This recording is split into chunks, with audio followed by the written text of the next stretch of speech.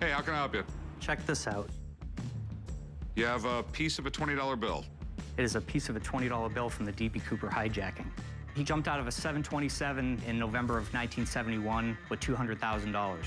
This is cool. The only hijacking never solved. This is one of the holy grails. I came to the pawn shop today to try to sell my $20 note from the D.B. Cooper hijacking.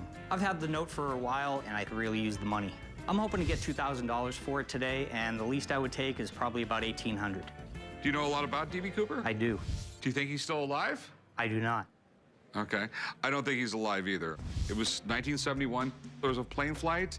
He gave the stewardess a note saying he had a bomb. He demanded a parachute and $200,000 in cash. They landed, gave him what he wanted, took back off, and he jumped out.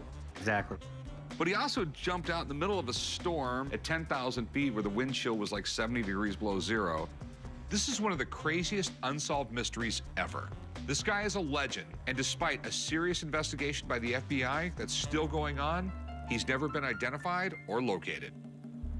So how did they actually determine that this was part of the money from D.B. Cooper? Well, they had the serial numbers from all of the money, and even though this bill doesn't have a serial number on it, it was found with the bills that did have the serial number on it. The initials that are on this bill are actually the FBI agent who was cataloging all the pieces of the bills. And I've got a certificate of authenticity. All right, and PCGS is more or less the gold standard when it comes to this stuff, so it's all legit. How much do you want? I really want $2,000. Some of the larger fragments go for way more money than that. But there's also the possibility that they find the other $194,000, and the price of this will go to nothing. I'm thinking like $1,000. No, I really got to get more than that. I was thinking that $1,800 was going to be my lowest. God, it's just a weird market. This is one of those things you just can't look up in a book. How about $1,500?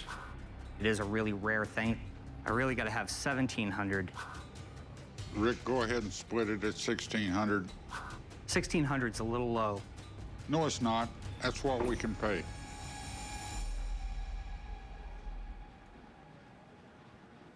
All right, All right. you have a deal. All right. I'll meet you right up front. Thank you Okay. much, sir. Thank you. I feel like I just hit the jackpot.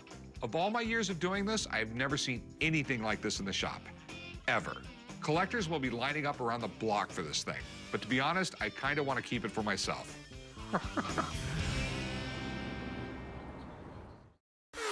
Mr. Brown and I got along famously. Why he tittled through a pass, I caught the ball myself. It's got a name engraved on it. How did you end up with this? Sounds so fun.